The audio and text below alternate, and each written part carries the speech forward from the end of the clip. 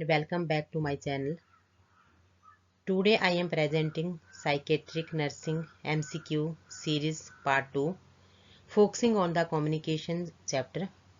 MCQs are extremely important for nursing students, especially for GNM examinations and other competitive examinations where many questions are asked in MCQ format.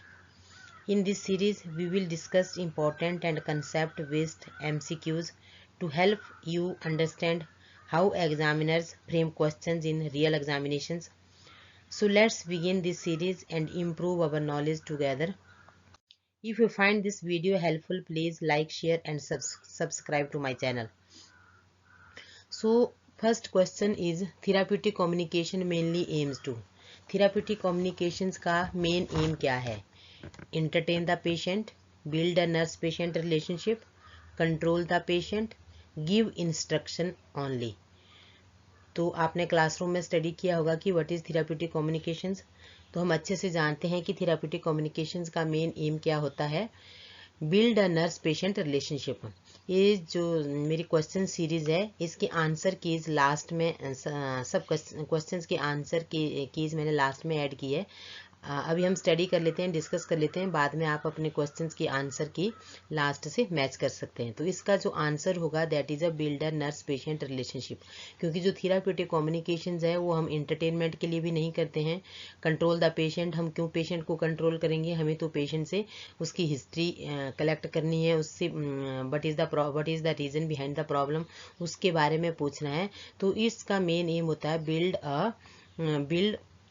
Build a nurse patient relationship. ये इसका सही answer है. तो next question है the most important skill in communication is. Communication में सबसे ज़्यादा important skill क्या है? Speaking, listening, writing, reading. Can you gas? इसका आंसर होगा लिसनिंग, एक्टिव लिसनिंग. जब भी हम पेशेंट के साथ बातचीत करते हैं, पेशेंट से हमें हिस्ट्री कलेक्ट करनी होती है, MMSC करते हैं, MSC करते हैं, इन that time active listening is very important. Then we can recognize the patient problems, we can identify the patient problem. Third question is communication without word is called. हम उस communication को क्या बोलते हैं जहाँ पे हम words use नहीं करते हैं? verbal communication है, non verbal communication है, written है, formal है. that is non verbal communications. Clear?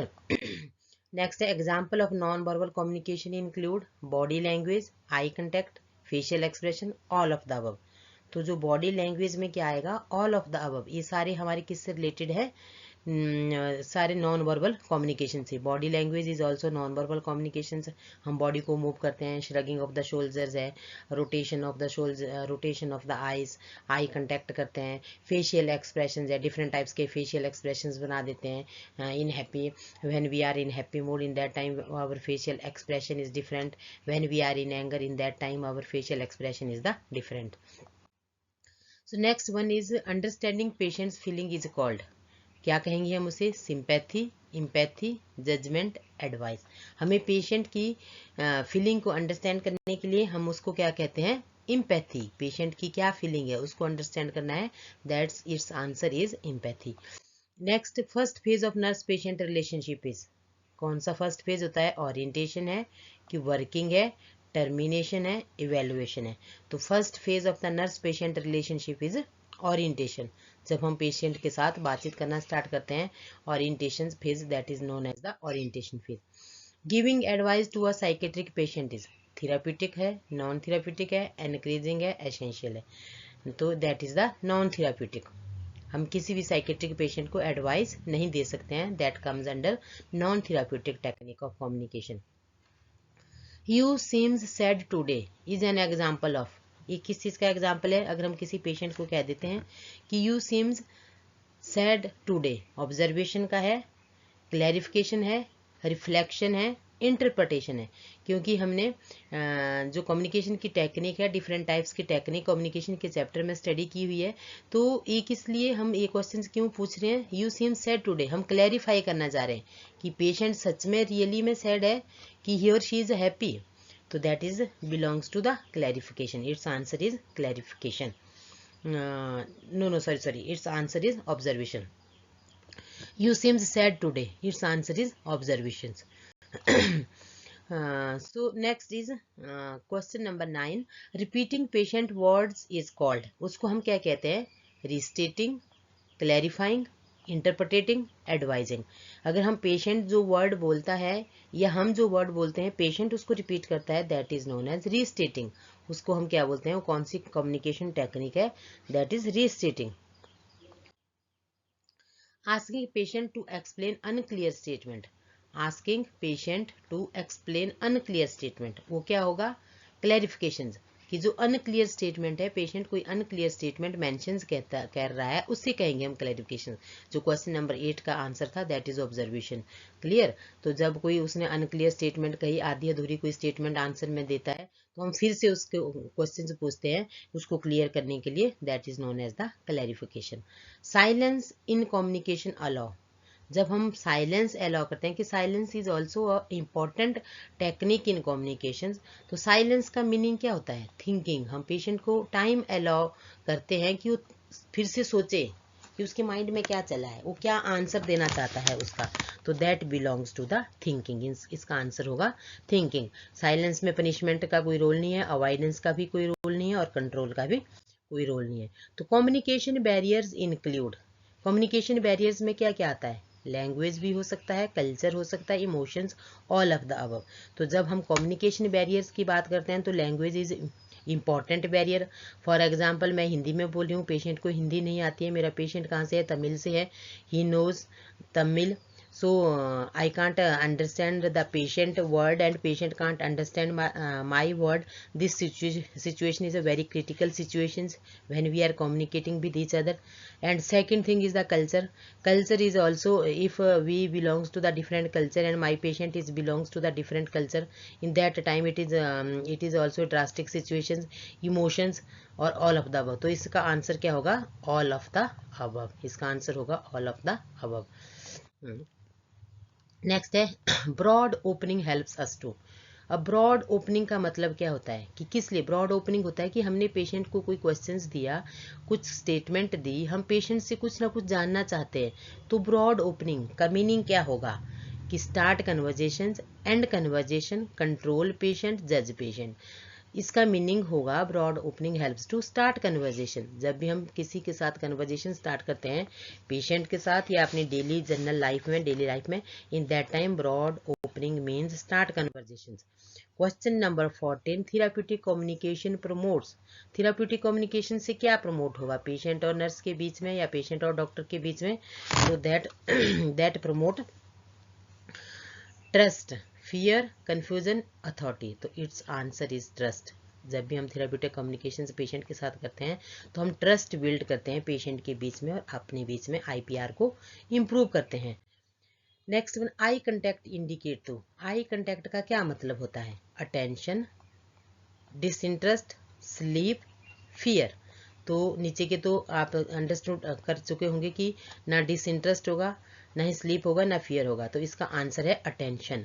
कि जब हम आई कंटेक्ट मेंटेन करते हैं तो that means we are attentive to you, we are listening to you, what you are saying, what you are explaining, so I am listening properly, that it means to attention. Open ended question allow. अब two types के questions होते हैं, एक open ended questions होते हैं, एक closed ended question होते हैं. तो ओपन एंडेड क्वेश्चंस में क्या होता है कि जो ओपन एंडेड क्वेश्चन में होते हैं हम डिटेल रिस्पॉन्स देते हैं कि आज आपने नाश्ते में क्या खाया. अगर मैं आपसे क्वेश्चन से पूछूंगी कि आपने नाश्ता किया, आपका आंसर होगा yes ma'am, I have done. But अगर मैं क्वेश्चन को थोड़ा चेंज करके रिफ्रेम करके पूछूंगी कि आज आपने नाश्ते में क्या खाया, तो आपका आंसर आप क्या होगा? आप पूरी डिटेल को एक्सप्लेन करोगे कि हमने परांठा लिया, दही ली, चाय ली, everything. So closed question usually give us, closed questions हमें क्या देते हैं?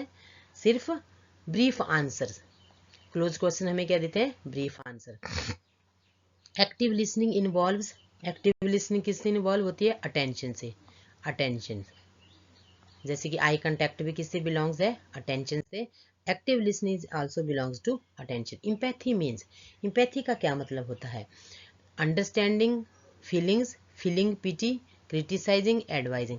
तो इम्पैथी मीन्स अंडरस्टैंडिंग फीलिंग, जो दूसरों की फीलिंग को अंडरस्टैंड करता है, that is known as the empathy. Question number 20. Non-therapeutic technique. Giving reassurance, empathy, silence, listening. अब इनमें से आपको आइडेंटिफाई करना है कि कौन सी नॉन थेराप्यूटिक टेक्निक है. गिविंग रीअश्योरेंस, क्योंकि हम किसी को फॉल्स रीअश्योरेंस नहीं दे सकते हैं. हमें पता है कि पेशेंट की कंडीशन क्या है, क्रिटिकल है, बट हम क्या कर रहे हैं, पेशेंट के जो रिलेटिव हैं उनको समझा रहे हैं नहीं नहीं आपका पेशेंट ठीक हो जाएगा. That is the false reassurance.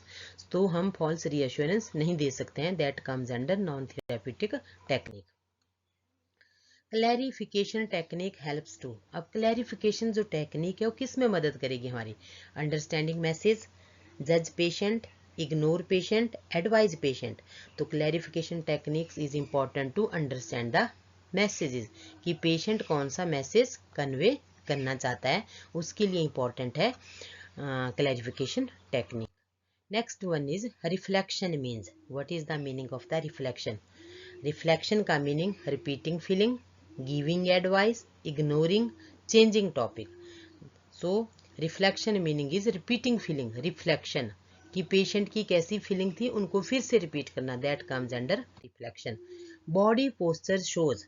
Body posture क्या शो करती है? Interest, communication, mood, all of the above. तो जो हमारा बॉडी पोस्चर होता है वो इंटरेस्ट के ऊपर भी डिपेंड करता है, कम्युनिकेशन के ऊपर भी, मूड के ऊपर भी. That all of the above is the correct answer. Question number 24. Tone of voice is a part of non verbal communication. Non verbal में तो हम वॉइस यूज ही नहीं करते हैं. रिटन का है, फॉर्मल का है, मैकेनिकल का है. तो इसका आंसर है कि नॉन वर्बल कम्युनिकेशन. कि non verbal tone of voice is a part of non verbal communication. क्योंकि रिटन में तो हम लिखेंगे, फॉर्मल डिफरेंस है, मैकेनिकल भी डिफरेंट है. तो इसका सही आंसर है नॉन वर्बल कम्युनिकेशन. जो टोन होएगी हमारी कि हम किस तरह से बोल रहे हैं. कभी हम सार्कास्टिक वे से आंसर देते हैं, कभी हम प्यार से आंसर देते हैं, कभी हम किसी को कुछ सुना देते हैं. तो that comes under the tone. That comes under the tone. Question number 5. Smiling is a form of. Smiling किसकी फॉर्म है? Non verbal communication, written communication. तो smiling is also a form of non verbal communication. Next one, therapeutic communication improves. Therapeutic communication क्या improve करती है? Treatment outcome. जब हम अच्छे से बातचीत करेंगे पेशेंट से, अच्छे से हिस्ट्री कलेक्ट करेंगे, एमएससी करेंगे, पेशेंट की प्रोसेस रिकॉर्डिंग करेंगे, एमएमएससी करेंगे, तो उससे हमें क्या मिलेगा? हम ट्रीटमेंट आउटकम पे उसको, ट्रीटमेंट पे उसको अप्लाई करेंगे, पेशेंट के साथ हमारा ट्रस्ट बिल्ड होगा, हम पेशेंट को अंडरस्टैंड कर पाएंगे. तो all of the above is the correct answer of this question. Interrupting patient communication is. अब पेशेंट कुछ बोल रहा है और हमने अपने बीच में अपनी स्टोरी स्टार्ट कर दी, तो वो कैसी टेक्निक है? नॉन थेराप्यूटिक टेक्निक है. हमें कभी भी पेशेंट को इंटरप्ट नहीं करना है. जब पेशेंट कुछ कह रहा है, कुछ बातें हमारे साथ शेयर करना चाहता है, in that time we allow the time to the patient to speak there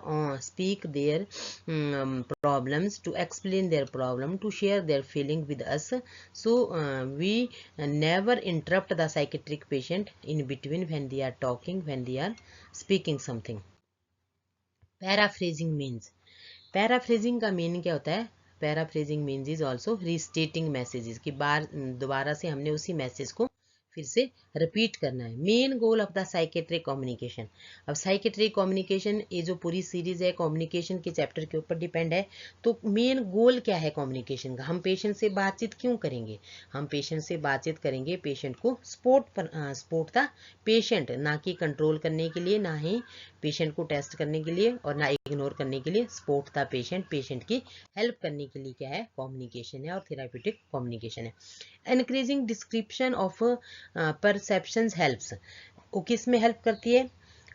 patient express feeling, stop talking, confuse patient, control patient. तो increasing descriptions of perception helps किसके में? पेशेंट एक्सप्रेस फीलिंग, कि patient कैसे अपनी feeling को express कर रहा है. ये इसका सही आंसर है. Culture differences affect. Culture differences क्या अफेक्ट करते हैं? Communication, diagnosis, interactions. क्या लगता है आपको इसका आंसर क्या हो सकता है? तो इसका आंसर है ऑल ऑफ द अबव. जब हम हमारे बीच में और पेशेंट के बीच में क्या है? कल्चर का डिफरेंसेस है, तो everything is affected. Communication is also affects, diagnose affect, interactions affect, all of the above is affected. Nodding head indicate. Nodding head का मीनिंग क्या होगा कि हम सिर हिला देते हैं, तो उसका मीनिंग क्या होता है? एग्रीमेंट, कि we are agree with this statement, we are agree this proposal, we are agree with this statement. Touch can communicate. अब जो पेशेंट को हम टच करते हैं, हम बोलते हैं ना कि टच थेरेपी है भी है, टच थेरेपी भी होती है। तो टच का मीनिंग क्या होता है कि to provide to the support to the patient. Patient को हम सपोर्ट कर रहे हैं जब हम टच करते हैं। Touch therapy is very beneficial to support the patient. Therapeutic relationship require. अब जो थेराप्यूटिक रिलेशनशिप हम बिल्ड करते हैं विद पेशेंट, उसके लिए हमें क्या चाहिए होता है? That require trust, also require, respect require, confidential required. तो answer is all of the above. Effective communication require. Effective communication के लिए क्या नीड है हमें? अब हम कम्युनिकेशन कर रहे हैं, मैं आपके साथ बातचीत कर रही हूँ, आप मुझे प्रॉपर वे में लिसनिंग कर रहे हैं कि नहीं कर रहे हैं, that is also important. Observation is also essential, empathy is also important. So answer of this question is all of the above. Effective communication require listening, observation, empathy, all of the above.